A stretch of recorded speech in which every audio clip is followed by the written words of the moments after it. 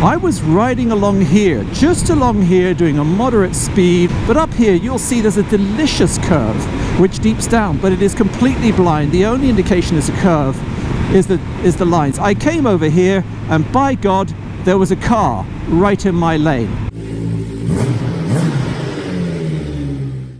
Good morning, good afternoon, good evening, wherever you are, Blue Marble Riders. As you no doubt know, I was out for a ride the other day to go for a walk, as I am right now, just to get a little bit of exercise. This video is going to be about safety on a bike, and I am absolutely no guru on this. Pure luck saved me the other day. Maybe a bit of road positioning and maybe some reactions, but really pure luck. About a month ago, saw this product called STS, Safety Turn System. Got an email from them, and they asked me if I would test it out. And very kindly, they're sending me a unit, and I will be testing out. And although it says STS and it's something to do with the turn system, the product they're sending me is not anything to do with the turn system. It's to do with a braking system. And if you know anything about engine braking, as you do if you own one of these or a V-Strom 1000, then there are times where you shut the throttle off and you slow down like the hand of God's on you. The V-Strom is very good for that. You hardly go through brake pads. Awesome bike. This one's a little like that too. I've often noticed that trucks and cars have loomed up behind me as I've rolled off the throttle. I often tap the back brake, but not always. We're not perfect. We're human beings, and sometimes I forget to do that. And when I forget to do that, I have noticed that people will come up and definitely loom up in my mirrors behind me, get pretty close before they've recognized what's going on. And given the introduction of phones in our recent existence, well then, hey, you know what? That's only happening more often than it ever has. So to cut a long story short, Timmy from STS has got in contact with me and is going to send me a braking system. Now what happens is when you roll off the throttle and this thing feels the deceleration, I guess it's a decelerometer or an accelerometer, it feels the deceleration, it will flash your brake light. And I thought, well, that might just be a good idea. Curiously, this very morning, as I'm riding in to work on this beast here, I saw a light ahead of me and just shut the throttle off and slowed all the way down to the light fairly abruptly. Oh, school zone, let's be sensible.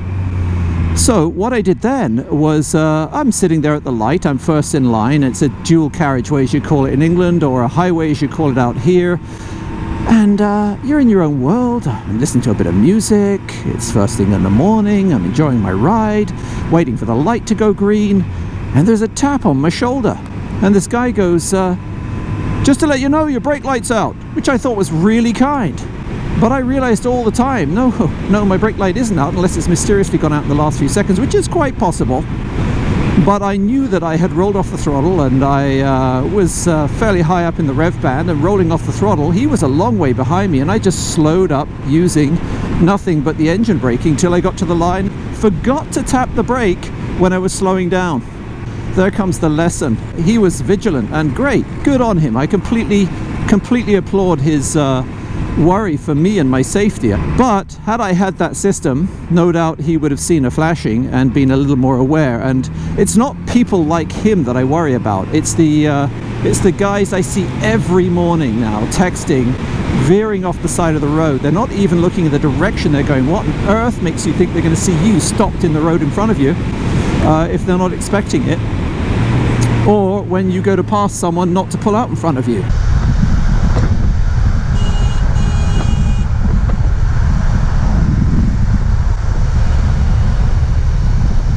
I'm going to get this STS decelerometer braking device, fit it to the V-Strom, then to this, and let you know how it gets on, whether I like it or not. Like I said, a lot of the owners of this bike, the Z900RS, if you look on the forum, whoa, they were very outspoken about how annoying those things are. I guess if you're riding in convoy, it could get a little bit annoying.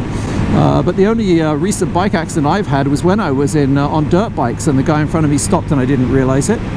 On to my second reason for this conversation on safety on a bike. Here I was going along this very road, minding my own business at quasi-illegal speeds, enjoying the day. About a month ago, And as you can see, this is a very popular road. It's very curvaceous. Take a look at this up here, the Shelby Cobra, or a replica, not sure which. Don't want to cast aspersions. But anyway, we're coming up to this corner here, really enjoying it. It's blind, so you've got to look right through it, go as wide as you can in the road, and then look through the corner, arcing in once you've got a good view. And the same here again. Again, delicious corners, coming round, and it's that corner in the distance where I had a little bit of bother. So I'm minding my own business, and as I get to this corner, which you can see is blind and descending sharp left, there's a car in my lane, right in my lane, and I'm here going wide so I can see through it, luckily enough, and he's in my lane, and I head off down there in the ditch, missing the post and going off into the, before the ditch gets big, into the woods. And he was coming this way towards me. God knows how he ended up in that side, because we are in North America, folks, despite my accent. And there he was, right in my lane. I managed just to clear him. Now, ordinarily, that's heart-stopping enough. But as I was going through it, I did one thing that was right and one thing that was wrong. And the one thing that was right was I positioned my bike in the road carefully. I didn't try to cross that line and apex that curve. If I had, I would have been dead. Yeah, I'll say that again. If I had, I would have been dead. Straight into the front of his car. Closing speed was somewhere above 100 kilometers an hour, 60 miles an hour. The thing that I did wrong was that I focused on the car. As I saw it, I couldn't break away and look for my escape route. Luckily for me, I just sort of reflexed out of it and got out of the turn super rapidly. Now, if I had been on the ball, I wouldn't have hyper-focused on him, because you never look at what it is you want to avoid. I'm always preaching that, and I always do it. And this one occasion, I literally didn't see the car till it was that far in front of me. And of course, it was very hard to avoid looking at it. And I flicked it out of the way. It was a reaction. I didn't think this through, but the computing went on and I flicked it out of the way.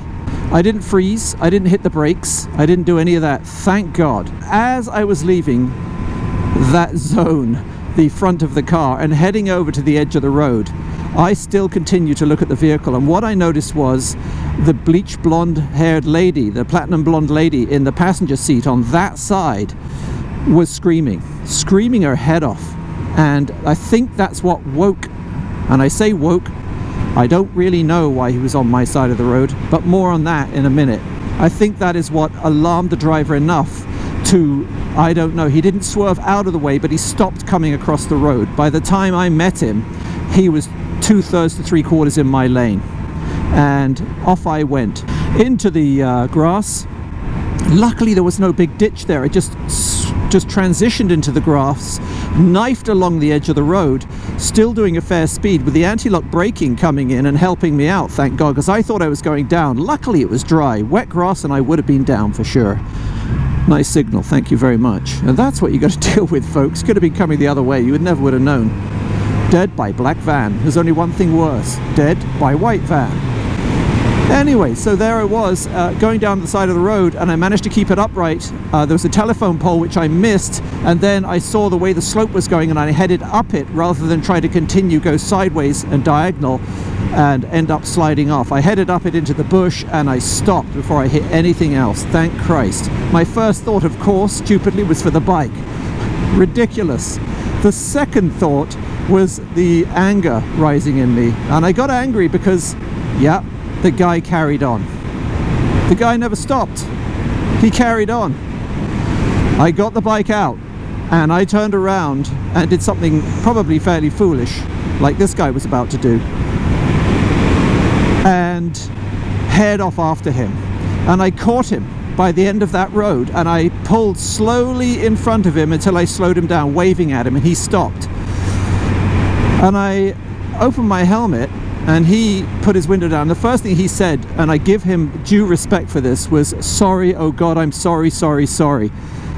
And I said, "That's all well and good." And I didn't lose my rag with him. I said, "That's all well and good, sir, but you could have killed me." And the least I expected out of you was to pull over and see if I was okay. All you saw was the back of my bike disappear into the weeds, and you carried on. And then his wife let into him. It was absolutely excellent. His wife shrieked at him, screaming her head off, because the next thing I was going to say was, what were you doing? But she was screaming her head off at him, telling him that he was appalling for doing that, and she had told him the whole way to turn around and go back, and that her brother had died on a motorcycle with a car. So I don't know, I'm assuming it was his wife or partner, but they seem to be very familiar. Now he's got me on one side of him and his angry wife on the other. You know, I thought briefly about reporting him for a potential hit and run, but I didn't. I decided that if that is his partner, then his life is miserable for the next 2 months, as it should be, but it's miserable for the next 2 months, because every conversation that comes up, every time they go out on the road, you know, every time people are over, the big event is going to be just about killing me. And then I said, you know, the question we all want to ask is, I want to know why you were on the wrong side of the road. Why were you were you texting? Because that's my big thing right now, folks. Drinking, driving, be damned. It's texting, it's everywhere. And the penalty for it, it's illegal here. Illegal to be texting and driving. Texting with your car engine running, folks. Texting in a lineup. Texting in a drive-through is illegal. It is in BC. But the fines for it and catching people is another matter. It's nowhere near as religiously patrolled as drink driving, which to me is asinine. Drink driving, we've got it to a level now where it is, you know, the law of diminishing returns. You can put more and more money into it and catch fewer and fewer people. I think that money, some of that money, should now be going to texting and driving. He swore up and down he wasn't. The only other thing I can think of is you look around me, here is a golf club, and right back, golf course, and right back there is the golf club, and perhaps they'd had a drink. Yeah, I think he was texting. I can't see why on earth you'd be on the wrong side of the road on a twisty road like that. He was extremely apologetic, as I said, and after he just basically, when I asked him that question, he said, I don't know. I don't know. And that's when your radar sort of goes on and says, yeah, I bet you don't. I bet you don't know. And you know, half of that is cynical, I bet you do know, and the other half is, if you don't know, what the hell are you doing behind a wheel on a car? Anyway, as you can see, I got it was afterwards when I got home and thought about it, and eventually told my wife about it, that I started to get fairly upset about it, but I never did report him. Perhaps I should have. Thankfully, I'm in one bit, and all I can say to you folks is drive safe, and if thinking about this slows you down a little bit, positions your bike in the road a little bit, and gets you to look far forward as you can a little bit, then hopefully we're all going to be a little safer, because there are some real crazies out there, people who shouldn't be behind the wheel. It's got nothing to do with their mental capacity and everything to do with their attention to what they're doing. Ride safe, folks. BlueMarbleRider, thankfully, out. Once again, thanks for watching, everyone. If this is the first time you've watched, please consider subscribing. I do product reviews, motorcycle reviews, off-road and on-road vlogs, as well as tours.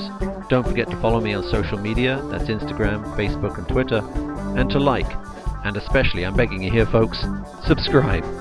This is the BlueMarbleRider, out.